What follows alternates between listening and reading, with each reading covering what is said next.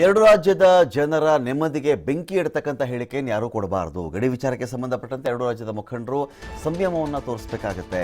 ಶಿವಸೇನೆ ಸಂಸದ ಸಂಜಯ್ ರಾವತ್ ಹೇಳಿಕೆಗೆ ಆರ್ಗ ಜ್ಞಾನೇಂದ್ರ ತಿರುಗೇಟನ್ನು ಕೊಟ್ಟಿದ್ದಾರೆ. ಕಾನೂನಿಗೆ ಧಕ್ಕೆ ತರುವಂತಹ ಹೇಳಿಕೆಯನ್ನು ಯಾರೂ ಕೊಡಬಾರದು ಅಂತ ಅಮಿತ್ ಶಾ ಅವರೇ ಹೇಳಿದ್ದಾರೆ.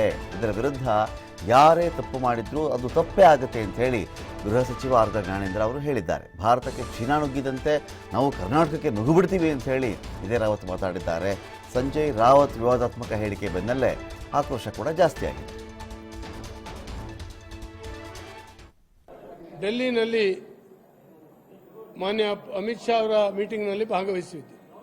ಅವರು ಅದನ್ನೇ ಹೇಳಿದ್ರು, ಎರಡು ರಾಜ್ಯದ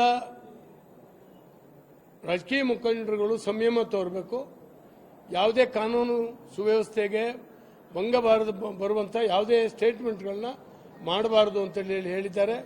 ಎರಡೂ ರಾಜ್ಯದ ಸರ್ಕಾರಗಳು ಕಟ್ಟುನಿಟ್ಟಿನ ಕ್ರಮವನ್ನು ತಗೊಳ್ಬೇಕು. ಹಾಗೆಯೇ ಅವರು ಇನ್ನೊಂದು ವಿನಂತಿ ಮಾಡಿಕೊಂಡ್ರು, ಎರಡೂ ರಾಜ್ಯದ ಅಪೋಸಿಷನ್ ಪಾರ್ಟಿಗಳು ಯಾವುದಿದ್ದಾವೆ ಅವುಗಳಿಗೂ ಕೂಡ ಹೇಳಿದ್ದಾರೆ, ಯಾವುದೇ ರೀತಿಯಿಂದ ಕಾನೂನು ಸುವ್ಯವಸ್ಥೆಗೆ ಭಂಗ ತರುವಂಥ ಹೇಳಿಕೆಗಳಾಗಬಾರ್ದು. ಕೇಸು ಕೋರ್ಟ್ನಲ್ಲಿ ನಡೀತಾ ಇದೆ, ಆದರೆ ನಾವು ಯಾರು ಕೂಡ ಕಾನೂನು ಕೈಗೆತ್ತಿಕೊಳ್ಳುವಂಥ ಕೆಲಸ ಮಾಡಬಾರ್ದು, ಶಾಂತಿ ಸುವ್ಯವಸ್ಥೆಯನ್ನು ಕಾಪಾಡಬೇಕು ಅಂತ ಹೇಳಿದ್ದಾರೆ. ಇದರ ವಿರುದ್ಧ ಯಾರೇ ಮಾತಾಡಿದ್ರು ಅದು ತಪ್ಪು, ಅದು ಖಂಡನೀಯ.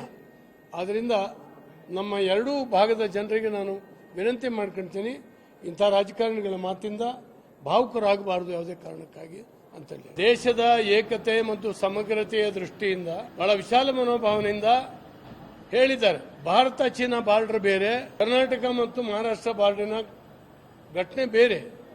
ಇದೆರಡಕ್ಕೂ ವ್ಯತ್ಯಾಸ ನಮ್ಮ ಮುಖಂಡರುಗಳಿಗೆ ಗೊತ್ತಿರಬೇಕಾಗುತ್ತೆ. ಎಲ್ಲೋ ಅದನ್ನು ಚೈನಾದವರು ಇಲ್ಲಿ ನುಗ್ಗುದಂಗೆ ನಾವು ನುಗ್ಗುತ್ತೀವಿ, ಏನರ್ಥ ಇದಿದೆ?